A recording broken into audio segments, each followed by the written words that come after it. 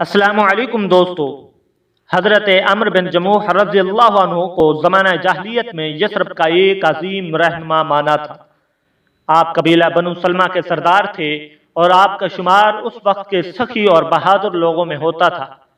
ज़माना जाहिलियत में सरदारान अरब में ये रवाज था कि हर सरदार के लिए एक खसूसी बुत होता जिसे वो बड़े एहतमाम से अपने घर रखते थे ताकि सुबह शाम उससे बरकत हासिल करे, खुशी के वक्त उसके नाम पर जानवर कुर्बान करे और मुसीबत के वक्त उससे पनाह तलब करे। हजरत अम्र बिन जमूह रज़ी अल्लाह अन्हु के बुत का नाम मनात था और उसे बड़ी उम्दा लकड़ी से तैयार किया गया था। घर में उसकी बड़ी निगरानी की जाती और इंतहाई अकीदत के साथ उसे आला किस्म के अतर भी लगाए जाते। हजरत अम्र बिन जमूह रज़ी अल्लाह अन्हु की तकरीबन उम्र 60 साल थी जबकि ईमान की किरणें पूरे मदीना में फैल चुकी थी। सबसे पहले मुबल्लिग इस्लाम हजरत मुसअब बिन उमैर रज़ी अल्लाह अन्हु की अंतिम कोशिश और तबलीग से हजरत अम्र बिन जमूह के तीनों बेटे मुअव्वज़, मुआज़, खल्लाद और उनके मुखलिस दोस्त हजरत मुआज़ बिन जबल रज़ी अल्लाह अन्हुम हल्का इस्लाम में दाखिल हो गए। अपने बेटों से मुतासर होकर उनकी वालदा माजिदा हिंद भी मुसलमान हो गई, लेकिन हजरत अम्र बिन जमूह को इस बात का इल्म न हो सका कि उसके तमाम अफराद मुसलमान हो गए हैं। हजरत अम्र बिन जमूह की अहलिया हिंद ने सोचा कि इस वक्त अहले मदीना की अक्सरियत ने इस्लाम कबूल कर लिया है। सरदारान कुरैश में से उनके खामंद और दीगर चंद अफराद के अलावा सभी दायरा इस्लाम में दाखिल हो चुके हैं। बीवी के दिल में बड़ी शिद्दत के साथ यह एहसास पाया जाता था कि कहीं उनका खामंद हालत कुफर में ही न मर जाए। उधर हजरत अम्र बिन जमूह को अंदेशा था कि कहीं उनके बेटे अपने आबा व अजदाद के दीन को छोड़कर मुबल्लिग इस्लाम हजरत मुसअब बिन उमैर की पैरवी ना इख्तियार कर ले, जिन्होंने थोड़ी ही मुद्दत में बहुत से अफराद को अपने आबाई दीन से मुनहरफ करके दीन मोहम्मद का शदई बना दिया था।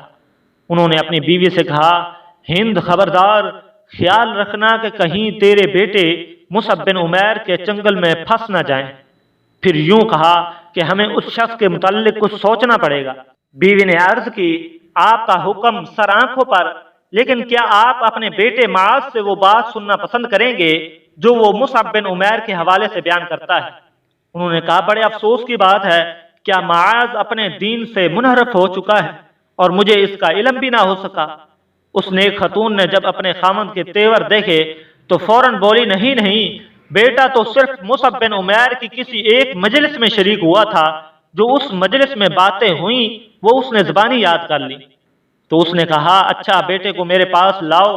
बेटा जब सामने आया तो उसे कहने लगे, मुझे भी वो कुछ सुनाओ जो तुम उस मजलिस में सुन कर आए हो।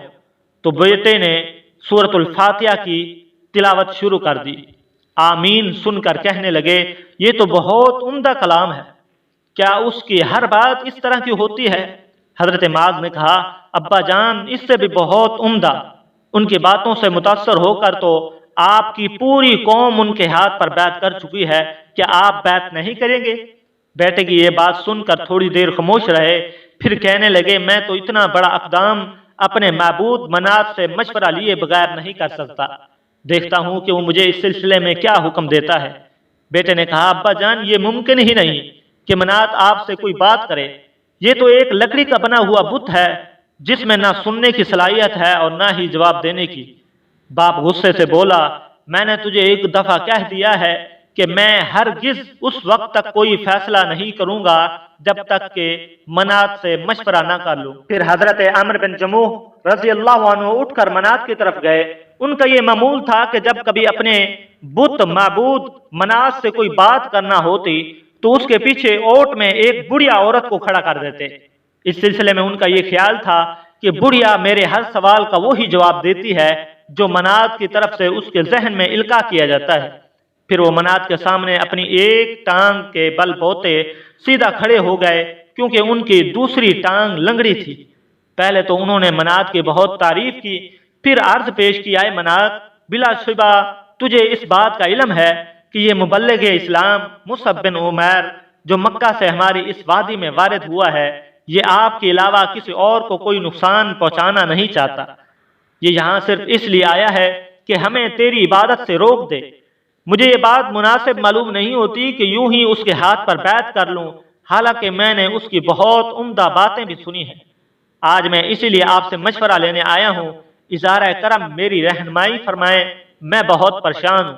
لیکن منات کی طرف سے کوئی جواب نہ آیا۔ یہ صورتحال دیکھ کر بڑے افسردہ ہوئے اور کہا، اے میرے پیارے منات، شاید آپ ناراض ہو گئے ہیں۔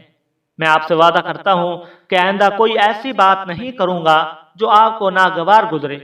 آپ ناراض نہ ہوں، میں چند دن تک آپ کے پاس آؤں گا تاکہ آپ کا غصہ ٹھنڈا ہو جائے۔ حضرت عمرو بن جموح کے تینوں بیٹے یہ جانتے تھے کہ ان کے والد کا اپنے معبود منات کے ساتھ بہت گہرا دلی تعلق تھا۔ یہ تعلق بھلا کیوں نہ ہو، ایک طویل عرصے سے منات کی پوجا پاٹ اس کے رگ و ریش میں رچ بس چکی تھی۔ ایک دفعہ حضرت عمرو بن جموح کے تینوں بیٹوں نے اپنے ساتھی معاذ بن جبل رضی اللہ عنہ کے ساتھ رات کی تاریکی میں منات کے پاس آئے۔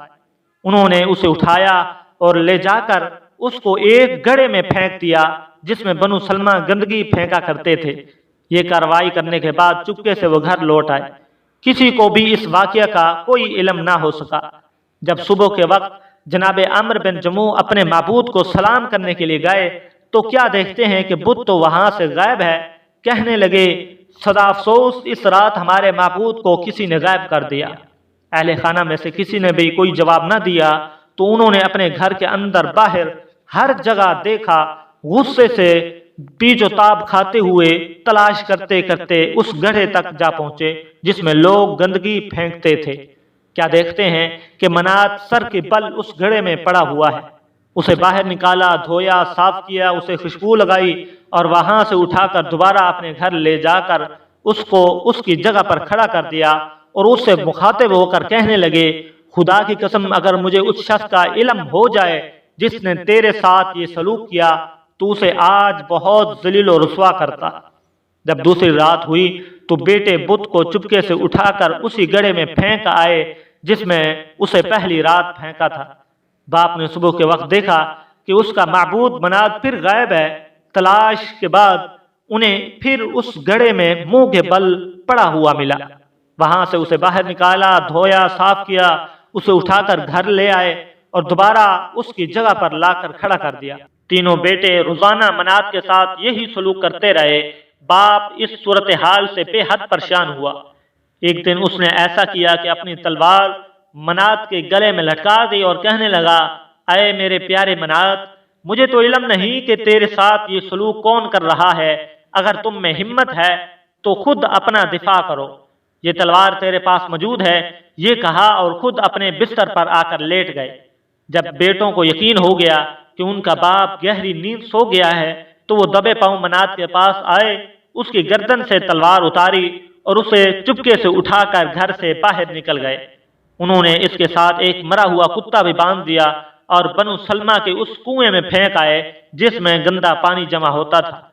باپ جب نیند سے بیدار ہوا، دیکھا کہ منات پھر غائب ہے۔ تلاش کرتے ہوئے کنویں تک پہنچا، اس میں دیکھا کہ منات منہ کے بل اس میں پڑا ہوا ہے اور ایک مردہ کتا اس کے ساتھ بندھا ہوا ہے اور تلوار اس سے چھین لی گئی ہے۔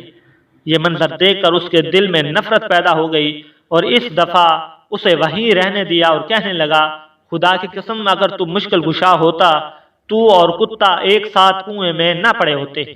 تھوڑی دیر بعد اپنے مسلمان ہونے کا اعلان کر دیا۔ حضرت عمرو بن جموح رضی اللہ عنہ لذت ایمانی سے سرشار ہوئے، لیکن انہوں نے شرک کی حالت میں جو دن گزارے تھے اس پر انہیں انتہائی افسوس تھا۔ اب وہ دین اسلام کی طرف پورے اخلاص سے متوجہ ہوئے، اپنی جان، مال، اولاد کو اللہ تعالیٰ اور اس کے رسول صلی اللہ علیہ وسلم کے لیے وقف کر دیا۔ تھوڑی عرصہ بعد غزوہ احد وقوع پذیر ہوا۔ حضرت عمرو بن جموح رضی اللہ عنہ نے اپنے تینوں نوجوان بیٹوں کو دیکھا کہ وہ دشمن سے مقابلہ کرنے کی تیاری میں مصروف ہیں۔ صبح و شام بہادر شیروں کی مانند آ جا رہے ہیں اور وہ جام شہادت نوش کرنے، اللہ سبحانہ و تعالیٰ کی خوشنودی حاصل کرنے کے لیے ہر دم بے چین ہے۔ آپ نے اپنے بیٹوں کے جذبہ جہاد سے متاثر ہو کر خود بھی میدان کارساز میں رسول اللہ صلی اللہ علیہ وسلم کے جھنڈے تلے دشمنوں سے لڑنے کا عزم کر لیا، لیکن بیٹوں نے اپنے باپ کو اس ارادے سے روکا، کیونکہ ایک تو وہ عمر رسیدہ تھے اور دوسرا یہ کہ وہ ایک ٹانگ سے معذور بھی تھے۔ بیٹوں نے عرض کی، ابا جان، اللہ تعالیٰ کی جانب سے آپ معذور ہیں، آپ یہ تکلیف نہ اٹھائیں، اللہ تبارک و تعالیٰ نے آپ کو اس ذمہ داری سے رخصت دی ہے۔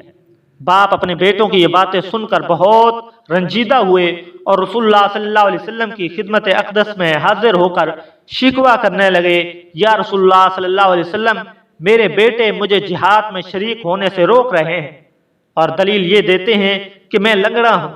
خدا کی قسم، میں تو لنگڑاتا ہوا جنت میں داخل ہونا چاہتا ہوں۔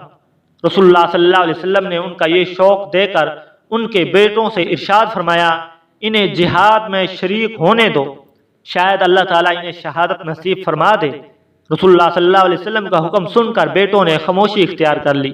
جب جہاد کا وقت آیا، میدان کی طرف لوگ نکلنے لگے تو حضرت عمرو بن جموح رضی اللہ عنہ نے اپنے بیوی کو اس انداز سے الوداع کہا جیسا کہ اب کبھی واپس گھر نہیں لوٹیں گے۔ پھر قبلہ رخ ہو کر آسمان کی طرف اپنے ہاتھ اٹھائے اور یہ دعا کی، الہی مجھے شہادت نصیب کرنا اور مجھے ناکام بنا کر اپنے اہل خانہ کی طرف نہ لوٹانا۔ پھر وہ اپنے بیٹوں کے جلوں میں میدان جنگ کی طرف چل پڑے۔ ان کی قوم بنو سلمہ کے بہت سے افراد اس جنگ میں شریک ہوئے۔ جب میدان کارساز گرم ہوا تو مجاہدین اسلام رسول اللہ صلی اللہ علیہ وسلم کے گرد مختلف دستوں میں بٹ گئے۔ حضرت عمرو بن جموح رضی اللہ عنہ کو دیکھا کہ وہ سب سے اگلے دستے میں چلے جا رہے ہیں اور اپنی ایک ٹانگ کے سہارے چوکڑیاں بھرتے ہوئے تیزی سے آگے بڑھ رہے ہیں اور اپنی زبان مبارک سے یہ کہہ رہے ہیں، میں جنت کا مستاق ہوں، میں جنت کا متلاشی ہوں۔ اور ان کے پیچھے ان کا بیٹا خلاد رضی اللہ عنہ چلا آ رہا ہے۔ یہ بوڑھا مجاہد اور ان کا جوان بیٹا رسول اللہ صلی اللہ علیہ وسلم کی جانب سے مسلسل دفاع کرتے رہے، یہاں تک کہ دونوں یکے بعد دیگر میدان جنگ میں جام شہادت نوش فرما گئے۔ جب جنگ ختم ہوئی تو رسول اللہ صلی اللہ علیہ وسلم شہداء کی طرف تشریف لے گئے تاکہ ان کی تدفین کا بندوبست کیا جائے۔ آپ علیہ الصلوۃ والسلام نے صحابہ کرام سے ارشاد فرمایا، شہداء اسلام کو خون اور زخموں کی حالت میں ہی رہنے دو، روز قیامت اللہ تعالیٰ کے حضور میں ان کی شہادت کی گواہی میں دوں گا۔ پھر ارشاد فرمایا، جب کوئی شخص اللہ تعالیٰ کی راہ میں زخمی کر دیا جاتا ہے تو اسے قیامت کے دن اس حالت میں اٹھایا جائے گا کہ وہ اس کے زخموں سے زعفرانی رنگ کا خون بہہ رہا ہوگا اور اس سے کستوری کی خوشبو آ رہی ہوگی۔ حضرت عمرو بن جموح رضی اللہ عنہ اور ان کے ساتھی احد کے شہداء سے اللہ تعالیٰ راضی ہو گیا اور ان کی قبروں کو اپنی رحمت سے منور کر دیا۔